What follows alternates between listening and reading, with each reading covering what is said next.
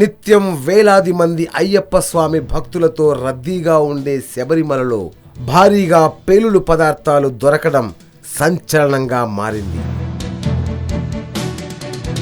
అయ్యప్ప స్వామి సన్నిధానానికి కాలినడకన చేరుకునే మార్గంలోని అరణ్య ప్రాంతంలో ఈ పేలుడు పదార్థాలను పోలీసులు గుర్తించారు.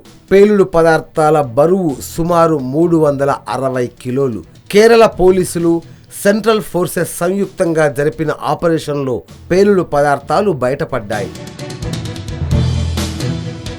శబరిపీఠం దగ్గరలో దట్టమైన అరణ్య ప్రాంతంలోని ఓ చెట్టు కింద 30 కిలోల చొప్పున 12 ప్లాస్టిక్ డ్రమ్ముల్లో పేలుడు పదార్థాల్ని నిల్వ ఉంచారు. బాంబు స్క్వాడ్లు ఉపయోగించి పేలుడు పదార్థాల్ని గుర్తించిన పోలీసులు వాటిని సీజ్ చేసిన అనంతరం భద్రతను మరింత పెంచారు.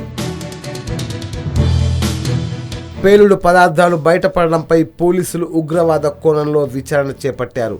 అయితే ఈ పేలుడు పదార్థాలు ఓ ఫైర్ వర్క్ కాంట్రాక్టర్విగా గుర్తించారు. ప్రతి ఏటా పుట్టింగల్ టెంపుల్లో భారీ ఎత్తున బాణసంచాతో వేడుకలు నిర్వహిస్తున్నారు. అందుకోసమే ఈ పేలుడు పదార్థాలని నిల్వ ఉంచినట్లు తెలుస్తోంది. అయితే గతంలో ఇక్కడ పెద్ద ఎత్తున ప్రమాదం సంభవించి 108 మంది ప్రాణాలు కోల్పోయారు.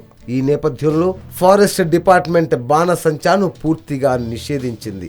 మళ్లీ వేడుకలు దగ్గర పడుతున్న నేపథ్యంలో పోలీసులు, సెంట్రల్ ఫోర్స్ దళాలు గస్తీ కాస్తున్నాయి. ఈ నేపథ్యంలోనే పేలుడు పదార్థాలు వెలుగు చూశాయి.